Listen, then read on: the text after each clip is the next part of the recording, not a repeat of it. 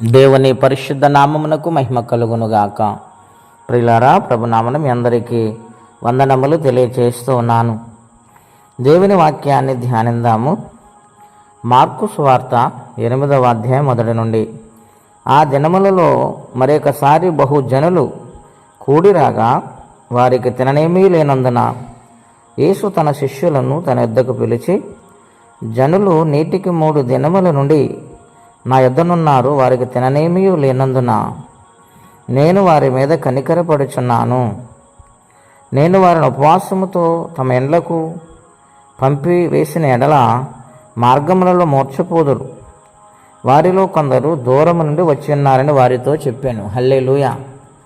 ప్రియులారా, పరిశుద్ధాత్మ దేవుడి ఉదయకాల సమయంలో మార్కు సువార్త నుండి మనతో మాట్లాడుచున్నారు. యేసుక్రీస్తు ప్రభువారు బోధిస్తున్న దినాలవి.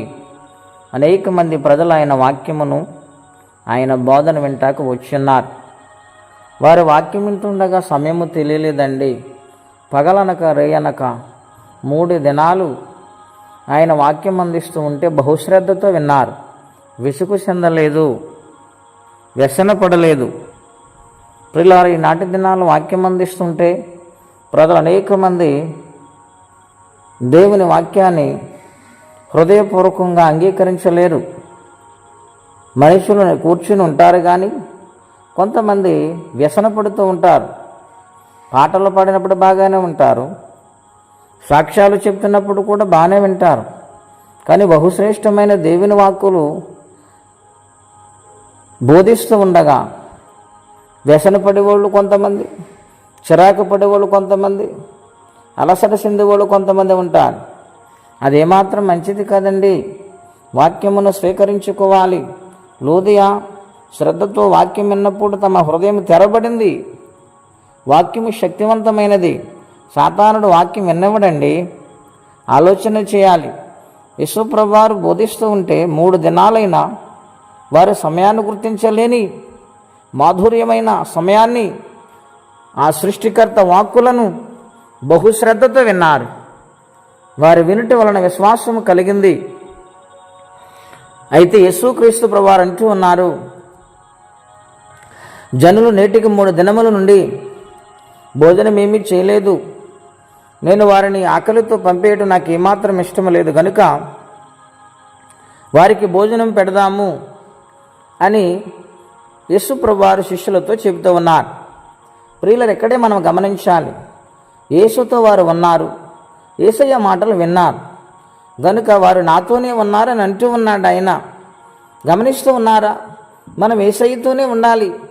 యేసయ్య మాటలు, యేసయ్య వాక్యము, యేసయ్య పాటలు, యేసయ్యకి సమయం ఇవ్వటం, ఆయనతోనే మనం గడపాలి. ఇక్కడ బహుశ్రేష్టముగా మనతో స్పష్టంగా దేవుని మాట్లాడుతున్నారు. ఆయనతో ఉంటే కనికరం నేను వారి మీద పడుతున్నానని చెప్తూ ఉన్నాడు. అలాగే మన మీద కూడా కనికరం వస్తూ ఉంది. మన లోటుపాట్లు సరిచేస్తారు, మన ఆర్థిక సమస్యను విడిపిస్తారు, మన అప్పుల బాధలను విడిపిస్తారు, బలహీనతలను విడిపిస్తారు, కుటుంబ సమస్యను విడిపిస్తారు. ఎటువంటి సహాయమైన ఆయన కనికరముతోనూ మనము పొందుకోగలుగుతాం. అయితే మనం ఆయనతోనే ఉండాలి. వారు ఆయనతో ఉన్నారు గనక సమృద్ధి కలిగి భోజనం తిన్నారు, శ్రేష్టమైన వాక్కులు విన్నారు, జీవితం ఆత్మీయంగా బలపడింది, శరీరరీతిగా వారు తృప్తి చెందారు. ఈ విధముగా వారి సాగిపోయినట్లు లేఖనాల్లో మనం చూస్తూ ఉన్నాం. కనుక దేవుని సహవాసం ఎంతో గొప్పదండి.